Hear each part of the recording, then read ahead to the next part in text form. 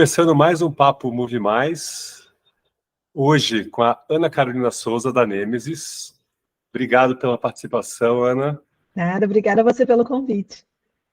A Ana Carolina é neurocientista e vai contar um pouquinho sobre esse maravilhoso, excepcional e muito cheio de ainda muitos mistérios a serem descobertos, que é nossa mente, nosso sistema nervoso, que controla, no final das contas, né, esse nosso corpo aqui. A gente quer se movimentar, a gente precisa entender também um pouquinho como que esse sistema nervoso interage com o nosso corpo. A Ana, só para contar para vocês, a Ana é neurocientista, doutora em fisiologia, ela vai poder contar um pouquinho mais sobre essa carreira dela, colunista na revista Você S.A., professora na Fundação Dom Cabral, na ESPM e na Casa do Saber, além de consultora e palestrante e fundadora e gestora da Nêmesis, que trata de neurociência organizacional nas empresas.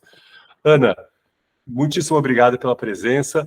Conta um pouquinho aí da sua carreira, como você chegou, né, nessa patamar hoje de neurocientista, como que foi esse caminho, e depois eu quero te saber também, né, um pouquinho como que foi a Ana, antes de se tornar neurocientista, nessa relação com o movimento, né? Como que, se você já era uma CDF que não se movimentava, ou se dá para ser CDF e ser ativa corporalmente? Não, sempre dá, sempre dá. Então, obrigada, Ricardo, é um prazer estar aqui, né, a gente poder se encontrar de novo. Bom, a gente, quando lê, fica assim, não quanta coisa, né, eu penso assim, gente, muita coisa, mas é bom explicar que eu faço uma coisa de cada vez, e que nessa trajetória a gente vai desenvolvendo, mas eu acho que eu sou uma pessoa muito inquieta, no sentido de estar sempre buscando algo novo, e sempre aproveitando as oportunidades que a vida traz, porque ela traz, né, como o seu convite, sempre é uma oportunidade. Então, eu sempre tive muita curiosidade de entender por que as pessoas são como elas são. Então, durante a faculdade de biomedicina, eu tive a oportunidade de estudar fisiologia e fiquei muito encantada com toda a área que mostrava como que o sistema nervoso influenciava o nosso comportamento, como de alguma forma aquilo que a gente vivia influenciava a nossa saúde.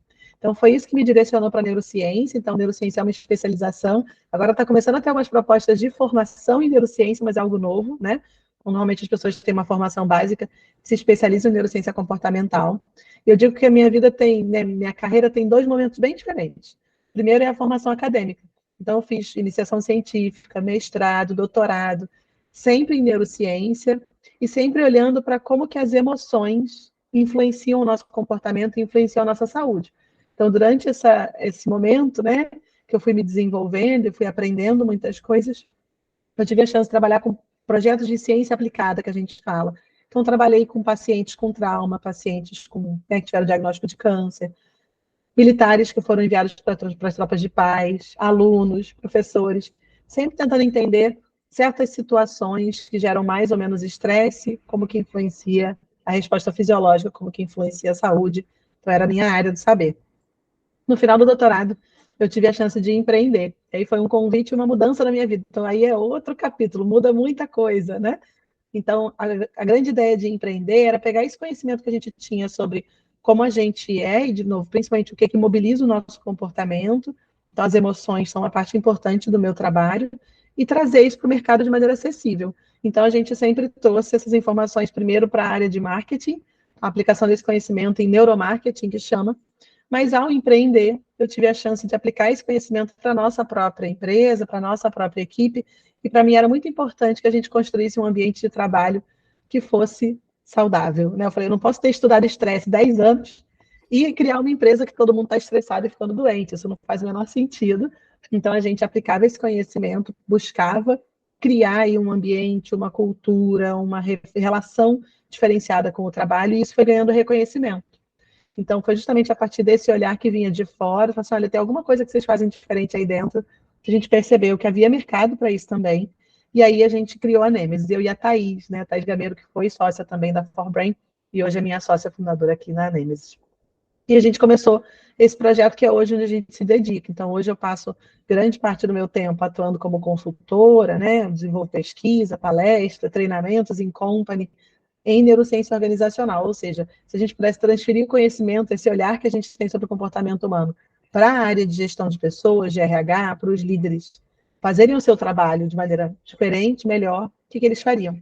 E o grande posicionamento da Nemesis é esse de que é possível unir performance e bem-estar, né? E aí, é claro, que todo cuidado com a saúde, inclusive a atividade física, né, as práticas de relaxamento, tem um papel importante nessa discussão. E a nossa contribuição é como é que a gente orienta esses processos, orienta essas pessoas a partir de um olhar sobre quem somos e por que as coisas são como são para a gente, né? O que é mais comum do nosso comportamento, os vieses inconscientes, né? A própria influência desse ambiente, a pressão do grupo. Como é que a gente usa esse conhecimento disponível hoje para criar propostas, abordagens, estratégias mais eficientes e mais interessantes, né, mais satisfatórias para todas as pessoas envolvidas. E aí, com isso, eu fui tendo a oportunidade de começar a lecionar, dar aulas, escrever sobre isso, né, na Você RH, ter a coluna. E eu acho que quanto mais a gente pode divulgar esse conhecimento, melhor, né, que é um pouco o papel também aqui do Move Mais. Não, não, é incrível toda essa trajetória, Ana. E me parece, você comentou que você teve um estudo de estresse, me pareceu assim mais focado, não focado, mas em casos mais extremos. Uma dúvida que me surge parece que com esse mundo atual, digital, pós-contemporâneo, o que seja o nome, que esse estresse, acho que geral, ele está mais alto, né? É verdade isso? É possível se medir? E o que isso afeta no dia a dia das pessoas? Porque, óbvio que situações mais agudas, né, geram respostas mais evidentes, né, reações mais evidentes. Mas e a gente, assim, todo mundo aí que está batalhando, que está vivendo essa questão de polarização, isso tem afetado, né, o bem-estar das pessoas? Sim, afeta muito, né? Eu tive a chance de estudar estresse em todos os níveis do estresse, né? Desde um estresse que você simula em laboratório, então a gente chama de estresse agudo, pontual, moderado, forte, então isso poderia ser recriado em laboratório, eu fiz testes assim, até os casos reais, de situações reais, também mais ou menos graves. Então eu digo que eu me especializei em fisiologia do estresse. O que é estresse, né? Quando ele acontece? Por que ele acontece? Por que ele importa para a gente, para a nossa espécie, né? Para outras espécies? Então, esse entendimento do estresse é o que você falou, poxa, tem os casos óbvios, críticos, graves, crônicos, que geralmente é para onde a gente olha, mas hoje essa construção, né, essa lógica social, esse mundo que a gente vive, onde as coisas mudam muito rapidamente, tem muita instabilidade, tem muita comparação e julgamento social, porque as redes sociais elas permitem mais comparação, tem muita idealização de uma fantasia de um mundo perfeito que eu vejo na rede social de uma pessoa e comparo com a minha realidade, que é muito mais, né, dura. Tudo isso vai gerando estímulos estressores, uma sobrecarga de informações, né? Uma sobrecarga de trabalho, a falta de sentido. A pandemia fez as pessoas se questionarem muito, né? Até pela construção, né? Pelo que significa a pandemia para todos nós, ter passado por tudo isso, todas as perdas que a gente teve, faz você se questionar sobre o sentido da vida um pouco e o que você está fazendo com a sua vida, e o que mais você pode fazer. Tudo isso coloca a gente, sim, em níveis mais altos de estresse do que a gente entendia que tinha anteriormente. Então, hoje a gente vê cada vez mais, por exemplo, o Brasil é considerado o país mais ansioso do mundo, né? Um dos mais estressados do mundo. Então, como é que a gente vai lidar com isso? E para nós tem um ponto importante, que a gente fala aqui muito assim, olha, a gente já sabe que tem que se alimentar bem, e o que significa se alimentar bem? Você sabe mais ou menos, né? Você sabe que tem que fazer uma atividade física, mover seu corpo. E você sabe mais ou menos o que você pode fazer, mas a gente não faz. E o que acontece? É que esse estresse cotidiano, ele torna mais difícil ainda que você faça. Porque uma das principais mudanças, ou das mudanças mais primárias que a gente vê na resposta ao estresse, é uma mudança de rotina. As pessoas começam a buscar, como ele tem a ver com uma resposta negativa, né, de desconforto, digamos assim, uma resposta de defesa, ela tem uma conotação de uma emoção negativa, a tendência é você buscar alguma coisa que traga um equilíbrio emocional, então alguma coisa prazerosa. O que a gente tem prazeroso de rápido acesso? Comida rica em gordura, em açúcar, né? A gente tem a mídia, a gente tem as redes sociais, maratonar as séries, então a gente começa a ter uma rotina que você tem uma alimentação que te satisfaz em termos de prazer, mas não te traz, talvez, os nutrientes mais adequados, que traz alterações metabólicas. Você tem um padrão onde você vai ter mais consumo de bebida alcoólica, mais, né, quem tem hábito de fumar, né, mais consumo tabagista, você acaba dormindo pior, dormindo mais tarde, se sentindo indisposto, indisposta, não faz tanta atividade física, mas não se sente disposto, não se sente motivado, e aí você começa a tentar compensar esse cansaço com outros aditivos, né? Então, cafeína é um bem comum. E aí isso vira um ciclo, porque aí você, na verdade, está tentando equilibrar o seu corpo com estratégias que, a curto prazo, trazem uma resposta para o seu cérebro, mas não são saudáveis, não são sustentáveis. Metabolicamente tem alterações. Então, você meio que fica preso nesse loop. As pessoas chamam de ciclo dos excessos, né? Você fica ali, cafeína e álcool para relaxar, cafeína, álcool para relaxar e comendo mal. Então, isso é uma questão característica que tem tudo a ver com o que a gente fala aqui, né, nesse canal, que olha, como é que a gente tira as pessoas desse ciclo Ciclo vicioso negativo. vicioso, negativo, e que, na verdade, o estresse, ele te propicia, ele te coloca mais propenso a entrar nesse padrão. Então, quanto mais as pessoas entenderem dessa resposta, tiverem consciência, mais chance elas têm de tentar quebrar esse ciclo. Então, uma estratégia que a gente orienta muito, eu falo muito da importância de sono. Você tem que ter, primeiro, uma boa qualidade de sono. Porque se você não dormir É o bem, ponto de partida, né, para é você mais começar. difícil. É mais difícil ter motivação para fazer uma coisa nova, para criar um hábito, para acordar cedo e malhar, né? Então, eu acho que o estresse, ele acaba cronificando certos padrões de sedentarismo, de uma alimentação que não é balanceada, e isso não é bom para a sua saúde, muito antes de você, de fato, ter, talvez, uma questão de saúde ligada ao estresse. Nessa caminhada, a gente perde performance, a gente perde concentração, a gente não tem tanta paciência com as pessoas. Já são aí pequenos sinais de que algo não vai bem, que esse corpo, esse cérebro não está no seu melhor, né? Então, acho que é algo que a gente precisa, sim, trabalhar, e que a gente tem visto um desafio para todo mundo de olhar para isso nessa perspectiva que você trouxe. Olha, vamos olhar fisiologicamente, vamos olhar o que talvez é uma coisa que está aqui para todo mundo e ainda não é a doença, mas já é um problema, que isso está mais predominante. Né? Perfeito. Quer dizer, olha, quebrar o ciclo, né, vicioso é difícil, porque tem muito fator externo que interfere, mas a consciência, óbvio que a consciência, a educação, né, você está ciente desse problema, e a gente está aqui, né, para ajudar a divulgar um pouquinho Sim. sobre isso. Agora também existe, eu acho que a gente já falou em outros momentos, de pequenas motivações que também seria importante as pessoas, né, tentarem utilizar, são pequenos truques, né? Vamos chamar de truques, mas para que você fale, puxa, para eu tentar sair desse ciclo, que eu posso, onde eu posso me agarrar, né? Tipo, então, fala um pouquinho, Ana, são dicas ótimas, né? Que às vezes a gente sabe, mas muitas vezes a gente esquece, e a gente precisa desse reforço para falar assim, puxa, é por aqui que eu vou me Vamos tentar segurar. nadar contra a maré também, né? Contra a corrente. Isso, Fala um perfeito. pouquinho dessas dicas Super boas. importante, né? Eu acho que antes até de trazer a dica, eu vou pontuar um conceito, né? Que é a motivação. Falei, olha, eu estudei muita emoção, né? Estresse é uma resposta motivacional, um tipo de resposta de defesa que a gente tem, super importante, mas tem outros, né? Que bom. Então, em termos de motivação, a gente olha muito para a motivação, a gente olha para esse lugar de que é alguma coisa que me faz querer fazer, né?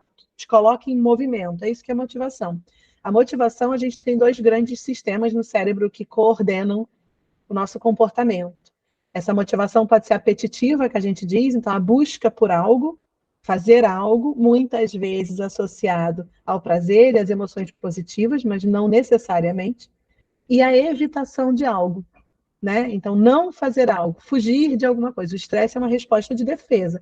Quase sempre a gente está falando de emoções negativas e de um comportamento, né, de afastamento ou de luta, que aí você precisa se defender mais fortemente. Então, tem muitas nuances aqui. Quando a gente fala assim, olha, você sabe que tem que fazer atividade física, você sabe que tem que acordar cedo e não pode ficar vendo, né, televisão a noite toda, e não pode comer uma caixa inteira de chocolate, a gente sabe. Mas a gente também hoje já descobriu que saber sobre algo e mesmo querer fazer algo, eu queria muito correr, mas eu não consigo correr. Não consigo. Já tentei, vou e volto.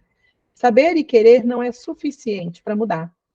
Então, acho que um ponto importante é que quando a gente fala de força de vontade, a gente coloca num processo consciente, tipo, eu sei, eu decidi, eu tenho que ter força de vontade para fazer. A gente não leva em consideração essa motivação, que é um aspecto inconsciente, não está no nosso controle, é automático, e que tem um peso gigantesco sobre a nossa decisão do que fazer ou não fazer. Então, no fundo, ainda que eu diga que eu quero, ainda que eu saiba que eu devo, eu não quero acordar cedo, eu odeio acordar cedo, entendeu? Então, eu quero ficar relaxada. Eu não gosto de fazer crossfit, não gosto, me dá agonia, aquela confusão. Então, é muito importante quando a gente fala de como a gente vai adotar novos comportamentos, criar novas rotinas, a gente olhar para aquilo que a gente gosta, tem afinidade, e pensar o que você quer. Então, acho que a primeira dica, pensando que a motivação é tão importante, a gente falou muito de dopamina, né? Está muito em voga. Toda vez que eu falo de dopamina, conteúdo é super relevante. Dopamina tem a ver com essa resposta motivacional. Então, me faz fazer alguma coisa, mesmo que ela não seja prazerosa na hora. Mas o que eu quero? Então, acho que é muito importante as pessoas, primeiro, entenderem o que elas querem. O que você quer e por que você quer? Tá certo, você quer fazer atividade física, mas por quê? Qual que é o seu objetivo? Nisso, o que você gosta? Então, a gente também pensa em coisas muito idealizadas. Você vai sair de zero atividade física para correr todos os dias, de manhã, 5 da manhã, porque você leu que o Clube das 5 funciona super bem. Você acorda cedo? Esse é um hábito fácil para você adquirir? Você dorme tarde? Se você dorme tarde, querer fazer o Clube das 5 funcionar não vai funcionar. Tem que dormir cedo.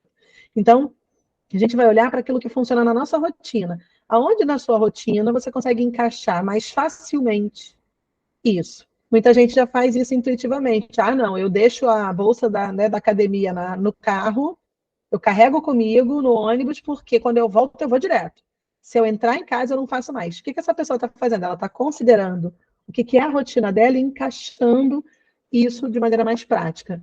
Não, eu não consigo, eu não tenho horário. Eu vou saltar 2 pontos antes no ônibus e caminhar por 10 minutos. Né? Eu faço muito isso. Eu deixo minha filha na escola e volto andando, porque é uma caminhada de 20 minutos. Eu tomo sol, eu penso, eu gosto de andar. Eu gosto de andar, é uma coisa que eu gosto de fazer. Então, é isso. Eu vou andar nesse horário, nessa rotina. É o ideal? Não, mas é o que eu tenho. A rotina que eu tenho hoje é melhor do que ficar sentada. Né? Então, vamos embora, vamos andar. Então, é entender o que você gosta de fazer. Então, está na moda, todo mundo faz, disseram que é bom, tudo bem, mas disso, o que você gosta? Então, tem que pensar. Eu, por exemplo, para mim, né? Eu sempre gostei muito de atividades ao ar livre. Então, eu gosto de caminhar, eu gosto de fazer trilha. Eu sempre gostei muito de atividades ligadas a relaxamento, alongamento. Então, yoga, pilates, alongamento.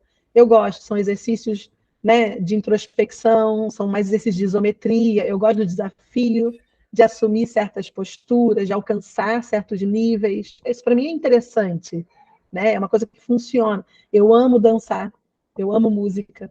Então eu sei que para mim a atividade física ela cai mais ou menos aqui. Eu já frequentei, né, aula de academia, já fiz musculação? Já. É o que me traz mais prazer? Não. Então, o que acontece? A tendência é que eu procrastine. A tendência é que eu diga assim, ah, não, hoje eu estou cansada, hoje a lua está minguante, hoje, né? Já cheguei em casa. A gente, na verdade, não tem motivação, então a gente não faz. Então, escolher uma coisa que você gosta, que te traz prazer, e tem muitas opções hoje em dia, escolha uma, é a primeira dica. Coloque na sua rotina de maneira funcional. Não acha que você vai mudar a sua rotina para encaixar um novo hábito. Não. Esse novo hábito tem que fazer parte daquilo que já é a rotina. É mais fácil de você colocar e facilita. É o que eu falei. Já pega pelo meio do caminho e vai direto, já deixa a mochila pronta de véspera, a roupa separada na véspera, né? Malha perto do trabalho, malha perto de casa. A gente tem que fazer com que a gente não tenha que gastar muita energia, porque a tomada de decisão, o cérebro gasta muita energia, e tudo que ele pode fazer para economizar energia, ele faz. Então, para a gente não cair no erro de voltar para os velhos hábitos, a gente facilita esses novos hábitos, trazendo motivação e simplificando, e tendo objetivos bem pequenos. A gente também quer pensar, eu quero fazer uma coisa enorme, como eu falei, não, faz só um pouquinho.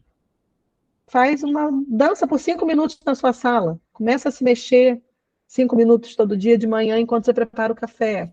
Faz um alongamento quando você se desperta. Depois, que você entender que se mexer quando você acorda é uma coisa bacana, de repente você começa aí faz a matrícula na academia direitinho. Perfeito. Tem uma questão também que é do objetivo, você comentou, né? Ter um objetivo. E às vezes o objetivo não precisa, talvez, ser aquela coisa de vou me tornar, né, a pessoa super sarada, Sim. ou super magra, magérrima, etc.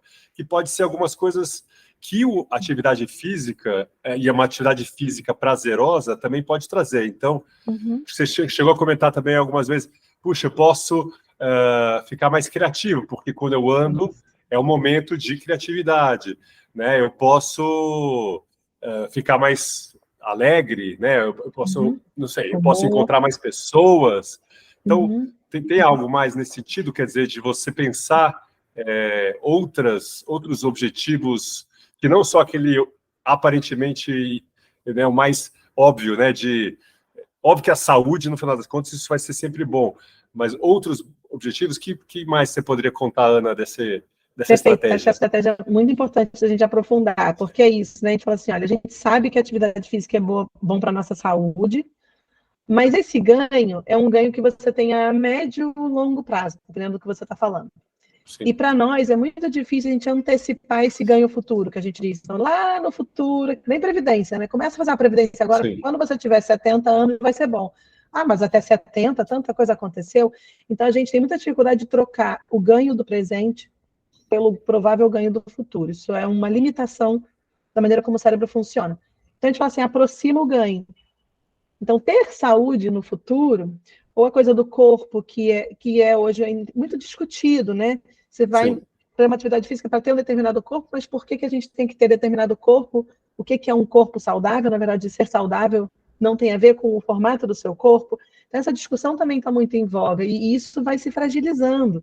Essa pressão, né? Ela está sendo discutida muito fortemente. Eu acho que os principais motivadores para nós não passam por aí. Ou porque está muito longe o ganho, ou porque, de repente, não é verdade. Então, até gostaria de ter um corpo sarado, mas, enfim, não é o meu caso, então não vou correr atrás. Tá bom. Mas tem outros benefícios que me interessam e que são mais imediatos. Então, quando você, por exemplo, caminha, corre, é muito comum as pessoas terem um processo de abstração que ajuda na criatividade. Então, para mim, a caminhada me ajuda a ter novas ideias. Eu falo que eu escrevo conteúdo direto caminhando. Aí eu chego e anoto tudo que eu pensei e mando um áudio com tudo que eu pensei. Então, me ajuda a organizar, às vezes, apresentações, criar textos, ter um insight. Eu tenho muitos insights caminhando, como as pessoas têm tomando banho, né? Ou quando vão dormir. Então, esse pode ser um benefício. Para mim, isso me ajuda a manter a construção de conteúdos em dia. Outro benefício pode ser a gente ter... A criança que aparece no vídeo, né, gente? O home office. É vídeo. É vídeo. Oiê! Não, Ricardo. O outro ponto é que muitas vezes a gente vai conectar essa mudança de hábito a um outro motivador, que é, por exemplo, o nascimento de um filho, né? Quando você tem... É muito comum as pessoas decidirem cuidar mais da sua saúde, porque pensam assim, poxa, eu quero ter saúde para acompanhar o crescimento, né, dessa criança, eu quero, ou um neto, né? Então, assim, tem alguma coisa que não tem nada a ver, mas tem tudo a ver, né? Porque aquilo te propicia você conseguir ter mais qualidade de vida com aquela pessoa, e isso já é um ganho mais imediato, porque você tem mais disposição, começa a fazer pilates e tem mais disposição para sentar no chão, para levantar, para segurar a criança no colo, é um ganho imediato que você tem daquela prática, né? Muitas pessoas vão associar um ganho social. Então, assim, olha, eu consigo, é um momento que eu converso, que eu conheço pessoas novas, tem uma galera super legal que pratica atividade física comigo, a gente conversa, troca ideia, troca receitas. É isso, então você vê que o ganho principal é social. A gente fala muito assim, não, você vai lá na hidroginástica, tá o pessoal, né, fazendo bem devagarinho a atividade física e falando mais do que fazendo. Não posso deixar de interromper para falar da minha mãe, viu, mãe? Esse aqui é para você. É pura verdade. Ela tem até grupo no WhatsApp, né? Da atividade, gera grupo no WhatsApp, gera atividades culturais. É excelente. Maravilhosa. Continua, é isso aí. Então, é esse tipo de ação, né? Então, vai fazer uma dança. Então, são todas atividades válidas. Os ganhos são múltiplos.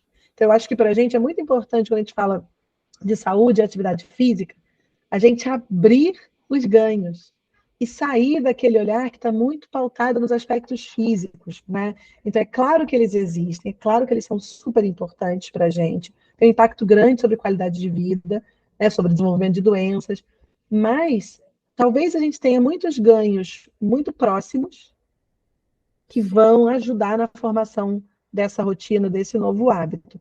E quanto mais a gente aproxima o que você faz dessa recompensa, melhor é a formação do hábito. Então, por exemplo, se você fez alguma coisa, digamos que você acordou de manhã, você saiu, fez uma caminhada, fez uma corrida, né, foi na academia, ótimo. Na volta, mentaliza isso. Na volta, pensa assim, poxa, hoje eu fiz essa atividade física e me senti bem. Você falou, né? Me senti mais bem-humorada, me senti mais disposta ao longo desse dia. Então, dormi melhor essa noite. Acordei melhor no dia seguinte. Quando você tem consciência desse ganho, que é um ganho sutil, pequeno, mas que está bem próximo daquele investimento que você fez, aquilo faz mais sentido. Então, agora, tudo que eu falei da motivação joga a seu favor. Porque mesmo que correr no Maracanã, como é o meu caso, andar aqui no Maracanã, não seja uma coisa que, eu gosto. Eu tenho uma preguiça para sair de casa enorme. Mas quando eu vou e eu tô lá, eu gosto do sol, porque eu gosto do espaço livre.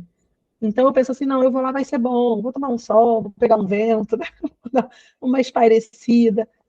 Quando eu volto, eu me sinto bem por ter feito. A gente fala muito isso também. Então eu tento mentalizar e falo assim, tá bom, meu dia agora vai ser diferente porque eu fiz alguma coisa por mim. Às vezes a atividade física é um momento que a pessoa tem para fazer algo por si. E como autocuidado, não é pela questão de saúde física só, é pelo momento para você, para fazer uma coisa que você escolheu e que te dá prazer, que é importante para você. Então, isso tudo é autocuidado, né? A gente não precisa fazer rotina de skincare, né? De creminhos para ter autocuidado. Malhar pode ser um autocuidado. Isso tudo vai circulando para, né, vai gerando de novo, né? A gente estava falando do círculo negativo, né, de problemas, a gente vai ajudando ao contrário. Ana, agora eu fiquei com uma dúvida. Você falou de mentalizar, que é super legal, mas que óbvio que exige a gente vai destacar isso aqui, puxa, olha, mentaliza e tal, mas existe alguma maneira também visual, ou né, que seja escrita, seja no quadro, no quarto, você acha que isso é interessante para as pessoas, né, tipo, ajuda a fortalecer esse pensamento de hábito? Tem alguns exercícios que ajudam a dar consciência. Então, escrever é bom. Então, você pode, por exemplo, fazer aquela prática e escrever como foi fazer aquela prática. E ler o que você escreveu em voz alta. Não precisa mostrar para ninguém, é só para você. Mas quando você para, escreve e lê, você está colocando né, de maneira verbal aspectos, processos, às vezes inconscientes. Então, se você pudesse torná-los mais acessíveis e ganhar uma melhor consciência. Concretiza de alguma forma, ajuda a absorver. Isso, ajuda. Você tem muitas essas estratégias de hábito, né? De colocar, às vezes, um calendário e marcando. Você pode fazer se isso é uma coisa que você gosta. Tem gente que gosta, né? De completar, né? Então, você marca todos os dias que você fez a sua caminhada. O dia que você não marca, você fala assim, poxa, eu queria, né? Então, isso gera uma maior adesão. Mas nem todo mundo se dá bem com esses modelos, né? Então, isso é uma coisa que, se não é a sua, ficar fazendo listas, ficar fazendo cronogramas, ficar fazendo planilhas, não precisa. Tenta escrever, tenta pensar a respeito. Se pelo menos você puder pensar conscientemente a respeito do que você fez, por que você fez, e o que você ganhou com isso, já é melhor do que fazer sem refletir sobre o que você está fazendo. São os principais. E sempre associar, se você consegue associar algum amigo, amiga, parente, essa estratégia de ter um suporte social é bom. Que o dia que a gente está fraquejando, alguém vai lá e, não, vamos embora. Te ajuda a manter mais tempo também é bacana. Então, se você consegue ter aí um parceiro, uma parceira... Com certeza acontece, né? Porque também é importante a gente falar, né? Não é sempre... Tudo isso aqui é para fortalecer, mas natural, né, gente? Né? Da mesma forma que corpo ideal não existe, é natural a gente fraquejar, porque toda hora, né, tem umas pauladas daqui, paulada ali, tem as dificuldades do dia a dia. Sim. Então, eu acho que acho que a gente está encerrando aqui pelo tempo também. Eu queria comentar com o pessoal, olha, deixe seus comentários, suas dúvidas, sugestões de temas, o que vocês acharam. E eu acho que essa é uma dica para finalizar ótima. Quer dizer, Ana, pode complementar uma dica final, assim, acho que não existe mágica também, são só conhecimentos super legais que ajudam, vão te ajudar. Eu ia pensar assim, puxa, se terminar esse vídeo, olha, liga lá para o teu amigo, para o teu parça, para a tua amiga, né? Para poder já, olha, vamos, né, se movimentar, fazer esse movimento. Mas te agradeço muitíssimo por essa super aula, vários pontos super interessantes aí que a gente vai destacar aqui para o pessoal. E últimas palavras, Ana, tipo, para fazer com que as pessoas, né, consigam sair dessa dificuldade do dia a dia para se movimentar mais. Sim, eu ainda posso falar, né? A gente falou muito de gestão de mudança, né, de motivação, são, acho que, conhecimentos da neurociência comportamental que influenciam muito as expectativas que a gente tem a respeito de como a gente vai gerir a nossa vida. Esse conhecimento ele é muito importante para as organizações também, né, Ricardo? Acho que uma palavra final vale a pena, como é o nosso trabalho, lembrar que as empresas às vezes implementam um monte de coisa, fazem um monte de propostas, criam vários programas, as pessoas não têm adesão, falam assim, tá vendo, ninguém quer. Tem mais sobre o nosso comportamento do que o querer, do que o saber, né? Como eu comentei no início, então acho que a gente hoje tem conhecimento que pode ser aproveitado para ajudar as pessoas nessa transformação de rotina, né? Então, acho que isso é uma coisa que precisa ser colocada. E vou acho que, fechar falando do que você comentou no início, poxa, e a sua origem, né? Eu falo assim, eu sempre busquei coisas diferentes. Acho que o fato da gente poder se permitir mudar e se permitir experimentar coisas novas é muito importante. Então, a gente fica também esperando que vai ter uma coisa ideal. Então, é isso. Eu acho que eu nunca tive uma atividade que eu fiz sempre a mesma coisa. Não foi o meu caso, né? Então, para mim, eu fui aprendendo o que eu gostava, fazendo coisas, inclusive, que eu não gostava. E experimentando e aceitando que hora tá bom, hora não tá, hora deu, hora não deu, hora eu consigo, hora não consigo. O mais importante é a gente continuar tentando, continuar experimentando, continuar buscando. E eu acho que por ter feito muitas coisas, eu cheguei a ser monitora, né, de dança de salão. Assim, ninguém fala que a neurocientista era professora de dança de salão, mas eu era. Eu dançava muito. Fiz vários tipos de dança, fiz vários tipos de atividade física. Eu acho que no final, o que é o pior que pode acontecer se você tentar fazer uma aula online, presencial, com amigos, sozinhos? O que pode acontecer é você não gostar, gente.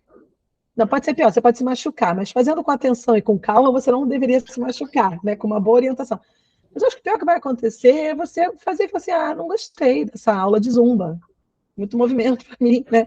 Ou não gostei do alongamento, muito chato, não gostei, né, do crossfit. Então, tudo bem não gostar, faz outro. Pensa por que não gostou, né? Talvez, estou pegando aqui a mensagem, muitas vezes a gente olha para a vida em geral, mas para a saúde também, que eu vou chegar num patamar e eu estou mirando esse patamar, que muitas vezes é idealizado, e pronto, cheguei. Mas, na verdade, assim como a vida, né, é tudo uma jornada. Isso. E que né, que é necessário, né? Óbvio que às vezes a gente achou um caminho ali, puxa, essa jornada, a estrada está tranquila por aqui, não preciso, né? Mas é normal, né? Ter uns desvios, uns buracos e, olha, puxa, que tal conhecer aqui nessa outra paisagem? Isso. E acho que é isso que você está falando, né? De estar aberto para experimentar, porque muito bom. E acho que é isso, assim, a gente está falando de um processo que ele é muito físico e inconsciente. Então, a gente fica tentando conscientemente e teoricamente idealizar um mundo perfeito para mim. Só que eu acho que é uma coisa que tem que ser praticada. Eu só sei se eu vou gostar se eu tentar, se eu experimentar. Então, acho que o meu recado final é: experimentem, tentem coisas novas, tentem conhecer novas possibilidades e aproveitem para aprender sobre quem vocês são, o que faz sentido e o que cabe nessa rotina, porque aí você encontra a sua forma de se manter em movimento, de cuidar da sua saúde, de ter prazer, sem sacrifício e sem ser uma coisa que é imposta externamente. Vem de fora uma obrigação. Mais uma obrigação. Não. Tem que ser um desejo, tem que ser uma motivação sua. O saber e o querer depende do fazer, né? Sim.